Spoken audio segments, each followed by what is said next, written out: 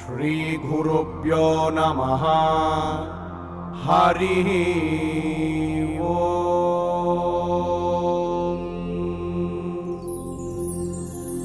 Srimad Bhagavatam, Canto 4, Creation of the Fourth Order, Chapter 9, Dhruva Maharaja returns home.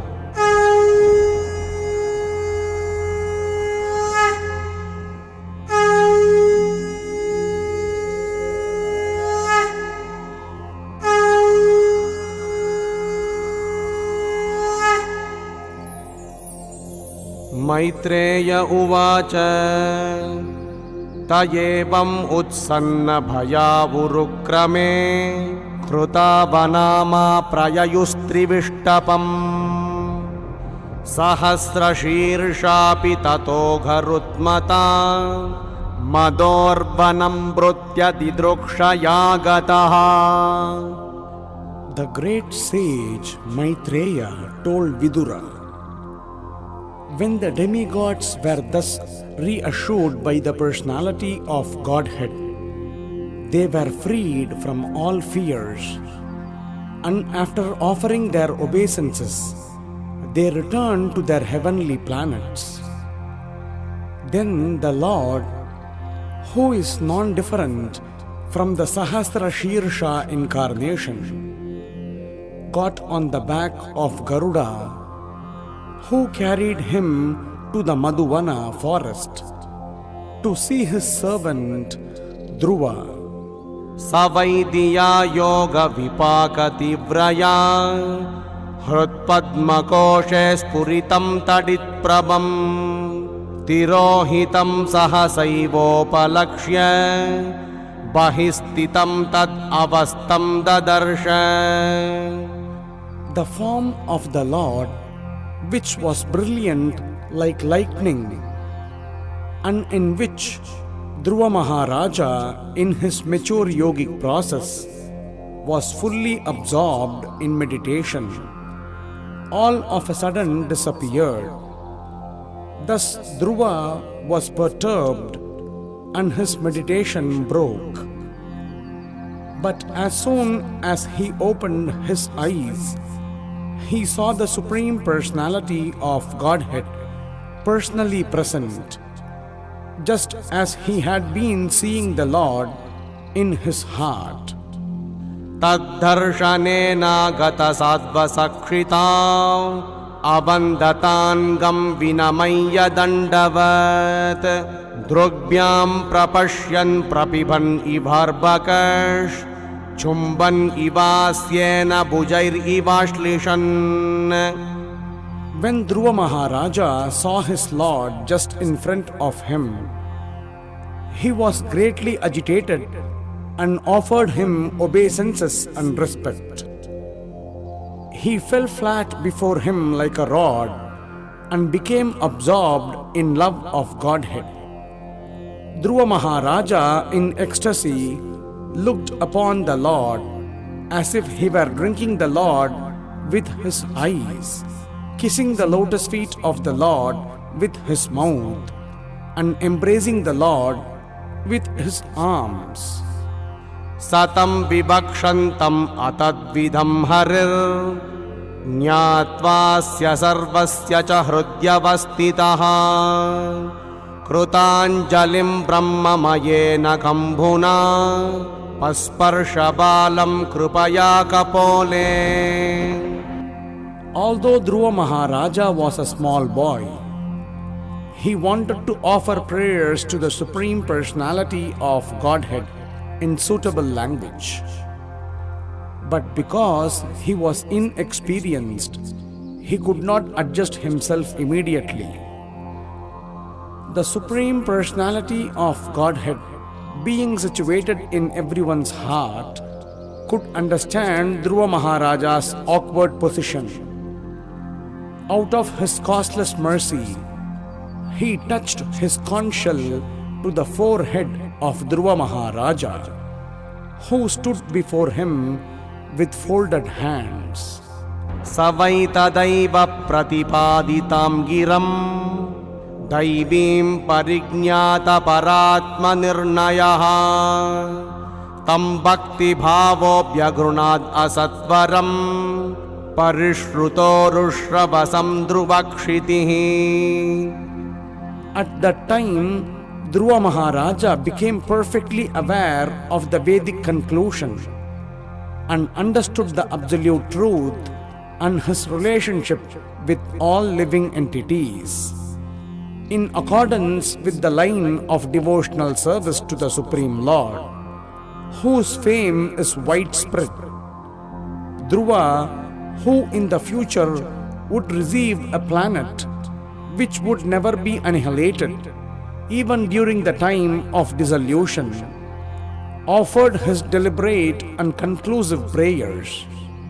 Dhruva uvacha yonta pravishya mama vachamimam prasuptam sanjeevayatyakila shaktidarasvadamna anyamscha hastacharana-shravanatvagadin प्राणान् नमो भगवते पुरुषाय तुभ्यम्. Dhruva Maharaja said, "My dear Lord, you are all powerful. After entering within me, you have enlivened all my sleeping senses, my hands, legs, ears, touch sensation, life force, and especially my power of speech. Let me offer my respectful obeisances unto you." Ekastvam eva bhagavan idhamatma-shaktya maya-kyayorughunaya mahadadyashesham srushtvānuvishya purushastad asadguneshu nane vadarushu vibhava subadhibhasi. My Lord, you are the Supreme One, but by your different energies you appear differently in the spiritual and material worlds. You create the total energy of the material world by your external potency, and after creation you enter within the material world as the Super Soul. You are the Supreme Person, and through the temporary modes of material nature, you create varieties of manifestation, just as fire entering into wood of different shapes burns brilliantly in different varieties. Tvadhattaya vayunayedhamachashta vishvam supta prabuddha ivanata bhavat prapannaha tasyapavargya sharanam tava padhamulam vismaryate kruta vida katamarthabandho. O my Master, Lord Brahma is fully surrendered unto you. In the beginning you gave him knowledge, and thus he could see and understand the entire universe, just as a person awakens from sleep and visualizes his immediate duties. You are the only shelter of all persons who desire liberation, and you are the friend of all who are distressed. How, therefore, can a learned person who has perfect knowledge ever forget you? Nonam vimushtamatayastava mayayate ye tvam bhavapyaya vimokshanamanyahetoh archanti kalpakatarum kunapopabhogyam icchanti yatsparshajam nirayepi nrunam. Persons who worship you simply for the sense gratification of this bag of skin are certainly influenced by your illusory energy. In spite of having you, who are like a desire tree and are the cause of liberation from birth and death, foolish persons such as me desire benedictions from you for sense gratification, which is available even for those who live in hellish conditions. Ya nirvrutis tanubrutam tava padha padma ध्यानाद् भवज्जनकथा श्रवणेन वा स्यात् सा ब्रह्मणि स्वमहिमन्यपि नातमाभूत् किं त्वन्तकासि लुलितात् पततां विमानात्. My Lord, the transcendental bliss derived from meditating upon your lotus feet or hearing about your glories from pure devotees is so unlimited that it is far beyond the stage of Brahmananda, wherein one thinks himself merged in the impersonal Brahman as one with the Supreme. Since Brahmananda is also defeated by the transcendental bliss derived from devotional service, then what to speak of the temporary blissfulness of elevating oneself to the heavenly planets, which is ended by the separating sword of time. Although one may be elevated to the heavenly planets, he falls down in due course of time. Bhaktim moho pravahatam tvayi me prasangho bhuyad anantamahatam amalashayanam yenanjasolbhanam uruvyasanam bhavabdhim neshye bhavadgunakatamrutapanamattaha. Dhruva Maharaja continued, O unlimited Lord, kindly bless me so that I may associate with great devotees who engage in your transcendental loving service constantly, as the waves of a river constantly flow. Such transcendental devotees are completely situated in an uncontaminated state of life. By the process of devotional service, I shall surely be able to cross the nascent ocean of material existence, which is filled with the waves of blazing fire-like dangers. It will be very easy for me, for I am becoming mad to hear about your transcendental qualities and pastimes, which are eternally existent. Thena smarantyatitaram priyamishamartyam ye chan vadasuta suhrut gruhavittadaraha ye tvabjana bhavavadhiya padharavinda saughandya lubdha hrudayeshu krita prasangaha. O Lord, who have a lotus navel, if a person happens to associate with a devotee whose heart always hankers after your lotus feet, seeking always their fragrance, he is never attached to the material body or in a bodily relationship to offspring, friends, home, wealth, and wife, which are very, very dear to materialistic persons. Indeed, he does not care for them. Thiryannagad vijasari strupadheva daitya martyadhibhi parichitam sadasad vishesham rupam stavishtam ajate mahadhadyanekam nata paramparam avedmina yatra vadaha.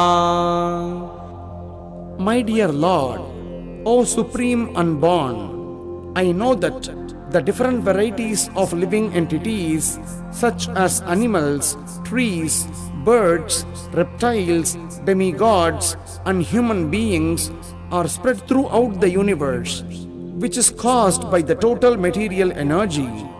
And I know that they are sometimes manifest and sometimes unmanifest. But I have never experienced the supreme form I behold as I see you now. Now all kinds of methods of theorizing have come to an end. Kalpantaye tadakilam jhatarena gruhnan shete puman swadrugananta sakastadanke yanna bisindurha kanchana loka padma gharbhedyuman bhagavate pranatosmi tasmai. My dear Lord, at the end of each millennium, the Supreme Personality of Godhead, Garbhodakashayi Vishnu, dissolves everything manifested within the universe into his belly. He lies down on the lap of Sheshanaga. From his navel sprouts a golden lotus flower on a stem, and on that lotus Lord Brahma is created. I can understand that you are the same Supreme Godhead. I therefore offer my respectful obeisances unto you. त्वं नित्यमुक्तपरिशुद्धविबुद्ध आत्मा कूटस्थ आदिपुरुषो भगवांस्त्रयधीशः यद्बुद्ध्यवस्थितिम् अखण्डितया स्वदृष्ट्या द्रष्टा स्थितावधिमको व्यतिरिक्त आस्ते. My Lord, by your unbroken transcendental glance, you are the supreme witness of all stages of intellectual activities. You are eternally liberated. Your existence is situated in pure goodness, and you are existent in the super soul without change. You are the original personality of Godhead, full with 6 opulences, and you are eternally the master of the 3 modes of material nature. Thus, you are always different from the ordinary living entities.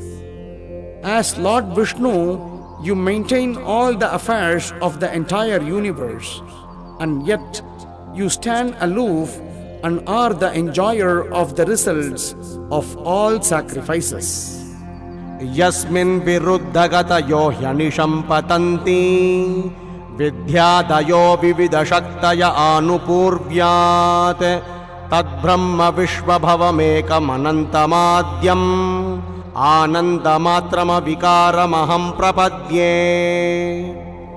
My dear Lord, in your impersonal manifestation of Brahman, there are always 2 opposing elements, knowledge and ignorance. Your multi-energies are continually manifest, but the impersonal Brahman, which is undivided, original, changeless, unlimited and blissful, is the cause of the material manifestation. Because you are the same impersonal Brahman, I offer my respectful obeisances unto you.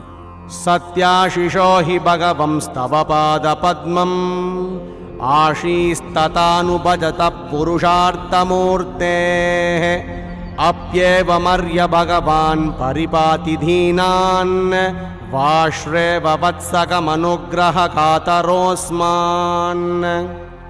My Lord, O Supreme Lord, you are the supreme personified form of all benediction. Therefore, for one who abides in your devotional service with no other desire, worshipping your lotus feet is better than becoming king and lording it over a kingdom. That is the benediction of worshipping your lotus feet. To ignorant devotees like me, you are the costlessly merciful maintainer. Just like a cow who takes care of the newly born calf by supplying milk and giving it protection from attack. Maitreya उवाच अताभिष्टुत एवं वै सत्सङ्कल्पेन धीमता भृत्यानुरक्तो भगवान् प्रतिनन्द्येदमब्रवीत्. The great sage Maitreya continued, My dear Vidura, when Dhruva Maharaja, who had good intentions in his heart, finished his prayer, the Supreme Lord, the personality of Godhead, who is very kind to his devotees and servants, congratulated him, speaking as follows. Shri Bhagavanuvāca Vedāham te vyavasitam hrudi rajanya balaka tat prayachami badram te durapam api suvrata. The personality of Godhead said, My dear Dhruva, son of the king, you have executed pious oaths and I also know the desire within your heart. Although your desire is very ambitious and very difficult to fulfill, I shall favor you with its fulfillment. All good fortune unto you. नान्यैरधिष्ठितं भद्र यद्ब्राजिष्णुद्रुवक्षिति यत्र ग्रहर्षताराणां ज्योतिषां चक्रमाहितम् मेढ्यां गोचक्रवत्स्तास्नु परस्तात् कल्पवासिनां धर्मोऽग्निकश्यपः शुक्रो मुनयो एव नौकसः चरन्ति दक्षिणीकृत्य भ्रमन्तो यत्सतारकाः. The Supreme Personality of Godhead continued, My dear Dhruva, I shall award you the glowing planet known as the pole star, which will continue to exist even after the dissolution at the end of the millennium. No one has ever ruled this planet, which is surrounded by all the solar systems, planets, and stars. All the luminaries in the sky circumambulate this planet, just as bulls tread around a central pole for the purpose of crushing grains. Keeping the pole star to their right, all the stars inhabited by the great sages like Dharma, Agni, Kashyapa and Shukra circumambulate this planet, which continues to exist even after the dissolution of all others. प्रस्थिते तु वनं पित्रा दत्वागां धर्म संश्रयः शत्रिंशद्वर्षसाहस्रं रक्षिताव्याहतेन्द्रियः. After your father goes to the forest and awards you the rule of his kingdom, you will rule continuously the entire world for 36,000 years, and all your senses will continue to be as strong as they are now. You will never become old. त्वद्भ्रातर्युत्तमे नष्टे मृगयायां तु तन्मनाः अन्वेषन्ति वनं माता धावाग्निं सा प्रवेक्ष्यति. The Lord continued, Sometime in the future, your brother Uttama will go hunting in the forest, and while absorbed in hunting, he will be killed. Your stepmother Suruchi, being maddened upon the death of her son, will go to search him out in the forest, but she will be devoured by a forest fire. इष्ट्वा मां यज्ञहृदयं यज्ञै पुष्कलदक्षिणैः भुक्त्वा चेहाशिषः सत्या अन्ते मां संस्मरिष्यसि. The Lord continued, I am the heart of all sacrifices. You will be able to perform many great sacrifices and also give great charities. In this way, you will be able to enjoy the blessings of material happiness in this life, and at the time of your death, you will be able to remember me. ततो घन्तासि मत्स्थानं सर्वलोकनमस्कृतम् उपरिष्टादृशिभ्यस्त्वं यतो न वर्तते गतः. The personality of Godhead continued, My dear Dhruva, after your material life in this body, you will go to my planet, which is always offered obeisances by the residents of all other planetary systems. It is situated above the planets of the 7 rishis, and having gone there, you will never have to come back again to this material world. Maitreya उवाच इत्यर्चितः स भगवान् अतिदिश्यात्मनः पदम् भालस्य पश्यतो दाम स्वमगाद् गरुडध्वजः. the great sage Maitreya said, after being worshipped and honored by the boy, Dhruva Maharaja, and after offering him his abode, Lord Vishnu, on the back of Garuda, returned to his abode as Dhruva Maharaja looked on. सोऽपि सङ्कल्पजं विष्णोः पादसेवोपसादितं प्राप्य सङ्कल्पनिर्वाणं नातिप्रीतोऽभ्यघात् पुरम्.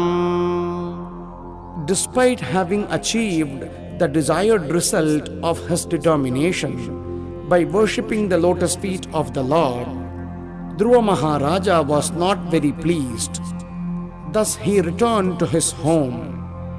विदुर उवाच सुदुर्लभं यत्परमं पदं हरेर्मायाविनस्तच्चरणार्चनार्जितम् लब्ध्वाप्यसिद्धार्थम् इवैकजन्मना कथं स्वमात्मानम् अमन्यतार्थवित्. Sri Vidura inquired, "My dear Brahmana, the abode of the Lord is very difficult to attain. It can be attained only by pure devotional service, which alone pleases the most affectionate, merciful Lord. Dhruva Maharaja achieved this position even in one life, and he was very wise and conscientious. Why then was he not very pleased?" Maitreya उवाच मातु सपत्न्या वाग्बाणैर्हृदि विद्धस्तु तान् स्मरन् नैच्छन्मुक्तिपतेर्मुक्तिं तस्मात् तापम् उपेयिवान्. Maitreya answered, Dhruva Maharaja's heart, which was pierced by the arrows of the harsh words of his stepmother, was greatly aggrieved, and thus when he fixed upon his goal of life, he did not forget her misbehavior. He did not demand actual liberation from this material world, but at the end of his devotional service, when the Supreme Personality of Godhead appeared before him, he was simply ashamed of the material demands he had in his mind.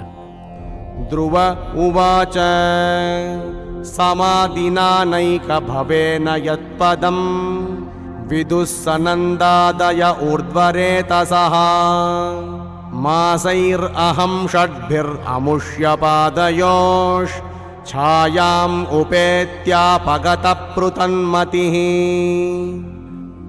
Dhruva Maharaja thought to himself, to endeavor to be situated in the shade of the lotus feet of the Lord is not an ordinary task, because even the great brahmacharis headed by Sanandana, who practiced Ashtanga Yoga in trance, attained the shelter of the Lord's lotus feet only after many births. Within 6 months, I achieved the same result, yet due to my thinking differently from the Lord, I fell down from my position. अहो बत ममानात्म्यं मन्दभाग्यस्य पश्यत भवच्चित्तपादमूलं गत्वा याचेयदन्तवत्. Alas, just look at me, I am so unfortunate. I approached the lotus feet of the Supreme Personality of Godhead, who can immediately cut the chain of the repetition of birth and death. But still, out of my foolishness, I prayed for things which are perishable. मतिर्विधूषिता देवैः पतद्भिरसहिष्णुभिः यो नारदवचस्तत्यं नाग्राहिषमसत्तमः. Since all the demigods who are situated in the higher planetary system will have to come down again, they are all envious of my being elevated to Vaikuntha Loka by devotional service. these intolerant demigods have dissipated my intelligence, and only for this reason could I not accept the genuine benediction of the instructions of sage Narada. दैवीं मायाम् उपाश्रित्य प्रसुप्त इव भिन्नदृके तप्येद्वितीयेऽप्यसति भ्रातृव्यहृद्रुजा. Dhruva Maharaja lamented, I was under the influence of the illusory energy, being ignorant of the actual facts. I was sleeping on her lap. Under a vision of duality, I saw my brother as my enemy, and falsely I lamented within my heart, thinking, they are my enemies. मयैतत् प्रार्थितं व्यर्थं चिकित्से भगतायुषी प्रसाद्य जगदात्मानं तपसा दुष्प्रसादनम् भवच्चिदम् अयाचेऽहं भवं भाग्यविवर्जितः. It is very difficult to satisfy the Supreme Personality of Godhead. But in my case, although I have satisfied the super soul of the whole universe, I have prayed only for useless things. My activities were exactly like treatment given to a person who is already dead. Just see how unfortunate I am, for in spite of meeting the Supreme Lord, who can cut one's link with birth and death, I have prayed for the same conditions again. स्वराज्यं यच्चतो मौढ्यान् मानो मे भिक्षितो बत ईश्वरात् क्षीणपुण्येन फलीकारान् इवादनः. Because of my state of complete foolishness and paucity of pious activities, although the Lord offered me His personal service, I wanted material name, fame, and prosperity. My case is just like that of the poor man who, when he satisfied a great emperor who wanted to give him anything he might ask, out of ignorance asked only a few broken grains of husked rice. Maitreya उवाच न वै मुकुन्दस्य पदारविन्दयो रजो जुषस्तात भवादृशा जनाः वाञ्छन्ति तद्धास्यं हृथेऽर्थमात्मनो यदृच्छया लब्धमनः समृद्धयः. The great sage Maitreya continued, My dear Vidura, persons like you, who are pure devotees of the lotus feet of Mukunda, the Supreme Personality of Godhead, who can offer liberation, and who are always attached to the honey of His lotus feet, are always satisfied in serving at the lotus feet of the Lord. In any condition of life, such persons remain satisfied, and thus they never ask the Lord for material prosperity. आकर्ण्यात्मजमायान्तं सम्परेत्य यथागतं राजानः श्रद्धते भद्रम् अभद्रस्य कुतो मम. When King Uttanapada heard that his son Dhruva was coming back home, as if coming back to life after death, he could not put his faith in this message, for he was doubtful of how it could happen. He considered himself the most wretched, and therefore he thought that it was not possible for him to attain such good fortune. श्रद्धाय वाक्यं देवर्षेर् हर्षवेगेन दर्शितः वार्ता हर्तुर् अतिप्रीतो हारं प्रादान् महाधनम्. Although he could not believe the words of the messenger, he had full faith in the word of the great sage Narada. Thus he was greatly overwhelmed by the news, and he immediately offered the messenger a highly valuable necklace in great satisfaction.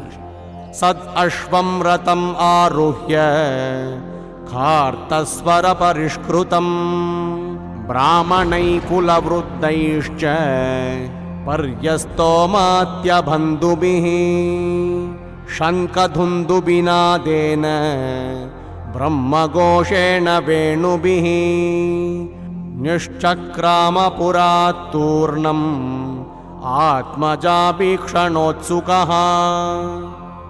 Then King Uttanapada, being very eager to see the face of his lost son, mounted a chariot drawn by excellent horses and bedecked with golden filigree.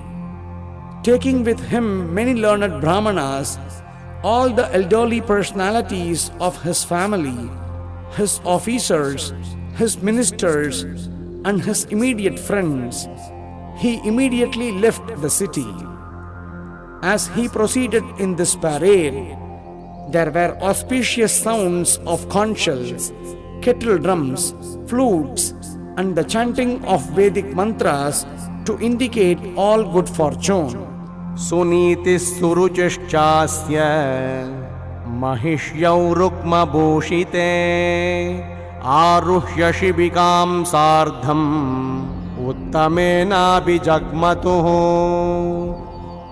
Both the queens of King Uttanapada, namely Suniti and Suruchi, along with his other son Uttama, appeared in the procession. The queens were seated on a palanquin. Tam drushtvopavanabhyasha ayantam tarasaratat avaruhya nrupasturnam आसाद्य प्रेम विह्वलः परिरेभेन् गजं धोर्भ्यां दीर्घोत्कण्ठमनाश्वसन् विश्वक्सेनाङ्घ्रिसंस्पर्श हताशेषागबन्धनम्. Upon seeing Dhruva Maharaja approaching the neighboring small forest, King Uttanapada, with great haste, got down from his chariot. He had been very anxious for a long time to see his son Dhruva, and therefore, with great love and affection, he went forward to embrace his long-lost boy. Breathing very heavily, the king embraced him with both arms. But Dhruva Maharaja was not the same as before. He was completely sanctified by spiritual advancement due to having been touched by the lotus feet of the Supreme Personality of Godhead. Ata jigran mohor mordni shitairnayana varibihi snapayam asatanayam jhatoddama manorataha. Reunion with Dhruva Maharaja fulfilled King Uttanapada's long-cherished desire, and for this reason he smelled Dhruva's head again and again and bathed him with torrents of very cold tears. Abhivandya pituppadha ashirvishchabhimantritaha nanama matarau shirshna Satkrutas sajjanagranihi. Then Dhruva Maharaja, the foremost of all nobles, first of all offered his obeisances at the feet of his father and was honored by his father with various questions. He then bowed his head at the feet of his two mothers. Suruchistam samuttapya padhavanatamarvakam parishvajyaha jiveti bhashpagadgadaya gira. Suruchi, the younger mother of Dhruva Maharaja, seeing that the innocent boy had fallen at her feet, immediately picked him up, embracing him with her hands, and with tears of feeling she blessed him with the words, "My dear boy, long may you live." यस्य प्रसन्नो भगवान् गुणैर्मैत्र्याधिभिर्हरिः तस्मै नमन्ति भूतानि निम्नम् आप इव स्वयम्. Unto one who has transcendental qualities due to friendly behavior with the Supreme Personality of Godhead, all living entities offer honor, just as water automatically flows down by nature. उत्तमश्च ध्रुवश्चोभा अन्योन्यं प्रेम विह्वलौ अन्गसङ्घाद् उत्पुलकाौ अस्रौगं मुहुरुहतुः. The two brothers Uttama and Dhruva Maharaja also exchanged their tears. They were overwhelmed by the ecstasy of love and affection, and when they embraced one another, the hair on their bodies stood up. सुनीतिर् अस्य जननी प्राणेभ्योऽपि प्रियं सुतम् उपगुह्य जहावाधिं तद् अङ्गस्पर्शनिर्वृता. Suniti, the real mother of Dhruva Maharaja, embraced the tender body of her son, who was dearer to her than her own life, and thus forgot all material grief, for she was very pleased. पयस्तनाभ्यां शुश्राव नेत्रजैसलिलै शिवैः तथा विषिच्यमानाभ्यां वीरवीरसुवो मुहुः. My dear Vidura, Suniti was the mother of a great hero. Her tears, together with the milk flowing from her breasts, wet the whole body of Dhruva Maharaja. This was a great auspicious sign. तां शशंसुर्जना राज्ञीं दृष्ट्या ते पुत्र आर्तिः प्रतिलब्धश्चिरं नष्टो रक्षिता मण्डलं भुवः. The residents of the palace praised the queen. "Dear queen, your beloved son was lost a long time ago, and it is your great fortune that he now has come back. It appears, therefore, that your son will be able to protect you for a very long time and will put an end to all your material pangs." अभ्यर्चितस्त्वया नूनं भगवान् प्रणतार्तिः यद् अनुद्यायिनो धीरा मृत्युं जिज्ञुः सुदुर्जयम्. Dear queen, you must have worshipped the Supreme Personality of Godhead, who delivers his devotees from the greatest danger. Persons who constantly meditate upon him surpass the course of birth and death. This perfection is very difficult to achieve.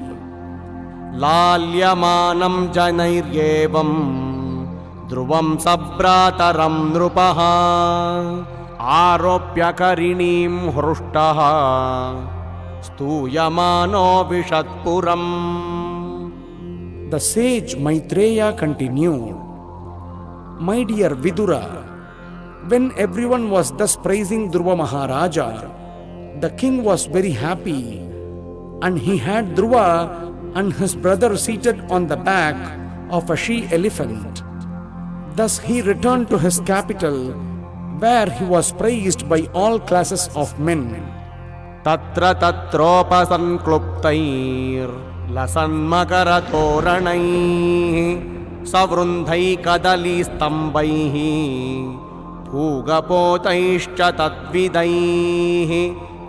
The whole city was decorated with columns of banana trees containing bunches of fruits and flowers, and betel nut trees with leaves and branches were seen here and there.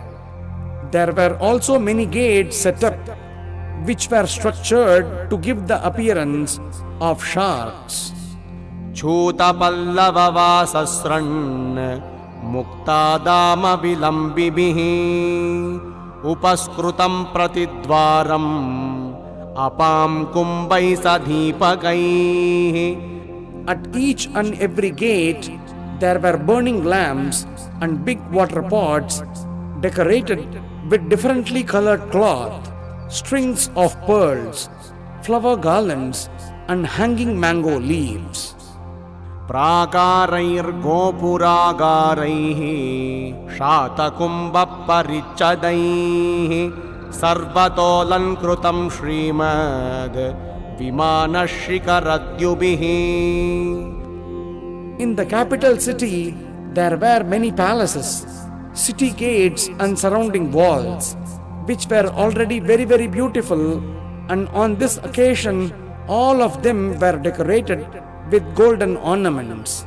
The domes of the city palaces glittered, as did the domes of the beautiful airplanes which hovered over the city. मृष्टचत्वररत्याट्ट मार्गं चन्दनचर्चितं लाजाक्षतैः पुष्पफलैस्तण्डुलैर्बलिभिर्युतम्. All the quadrangles, lanes and streets in the city and the raised sitting places at the crossings were thoroughly cleansed and sprinkled with sandalwood water and auspicious grains such as rice and barley, and flowers, fruits and many other auspicious presentations were scattered all over the city. ध्रुवाय पतिदृष्टाय तत्र तत्र पुरस्त्रियः सिद्धार्थाक्षतदद्यम्भू धूर्वा पुष्पफलानि च उपजह्रुप्रयुञ्जाना वात्सल्याद् आशिषः सतीः शृण्वंस्तद्वल्गुगीतानि प्राविशद्भवनं पितुः.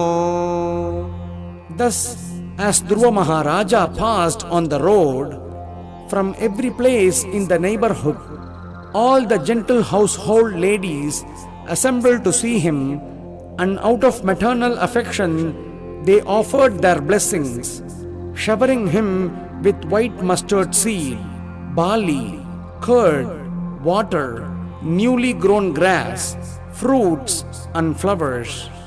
In this way, Dhruva Maharaja, while hearing the pleasing song sung by the ladies, entered the palace of his father. महामणिव्रातमये सतस्मिन् भवनोत्तमे लालितो नितरां पित्रा न्यवसद्दिवि देववत्. Dhruva Maharaja thereafter lived in his father's palace, which had walls bedecked with highly valuable jewels. His affectionate father took particular care of him, and he dwelled in that house just as the demigods live in their palaces in the higher planetary systems. पयःफेन निभाशय्या धान्ता रुक्मपरिच्छदाः आसनानि महार्हाणि यत्र रौक्मा उपस्कराः. The bedding in the palace was as white as the foam of milk and was very soft. The bedsteads were made of ivory with embellishments of gold, and the chairs, benches and other sitting places and furniture were made of gold. यत्र स्फटिककुट्येषु महामारगतेषु च मणिप्रदीपा आभान्ति ललनारत्नसंयुताः.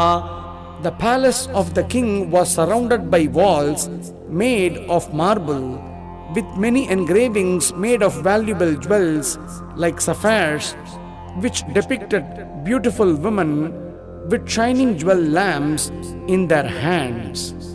उद्यानानि च रम्याणि विचित्रैरमरद्रुमैः खोजद्विहङ्गमिथुनैर्घायन्मत्तमधुव्रतैः. The king's residence was surrounded by gardens wherein there were varieties of trees brought from the heavenly planets. In those trees there were pairs of sweetly singing birds and almost mad bumblebees, which made a very relishable buzzing sound. वाप्यो वैधूर्यसोपानाः पद्मोत्पलकुमुद्वतीः हंसकारण्डवक्कुलैर्जुष्टाश्चक्राः वसारसैः. There were emerald staircases which led to lakes full of variously colored lotus flowers and lilies, and swans, karandavas, chakravakas, cranes, and similar other valuable birds were visible in those lakes. उत्तानपादो राजर्षिः प्रभावं तनयस्य तं श्रुत्वा दृष्ट्वाद्भुततमं प्रपेदे विस्मयं परम्. The saintly king Uttanapada, hearing of the glorious deeds of Dhruva Maharaja and personally seeing also how influential and great he was, felt very satisfied, for Dhruva's activities were wonderful to the supreme degree. वीक्ष्योडवयसं तं च प्रकृतीनां च सम्मतम् अनुरक्तप्रजं राजा ध्रुवं चक्रे भुवपतिम्. When, after concentration, King Uttanapada saw that Dhruva Maharaja was suitably mature to take charge of the kingdom, and that his ministers were agreeable and the citizens were also very fond of him, he enthroned Dhruva as emperor of this planet. आत्मानं च प्रवयसम् आकलय्य विशाम्पतिः वनं विरक्तप्रातिष्ठद् विमृशन् आत्मनो गतिम्. After considering his advanced age and deliberating on the welfare of his spiritual self, King Uttanapada detached himself from worldly affairs and entered the forest. Hari Om Tat Sat.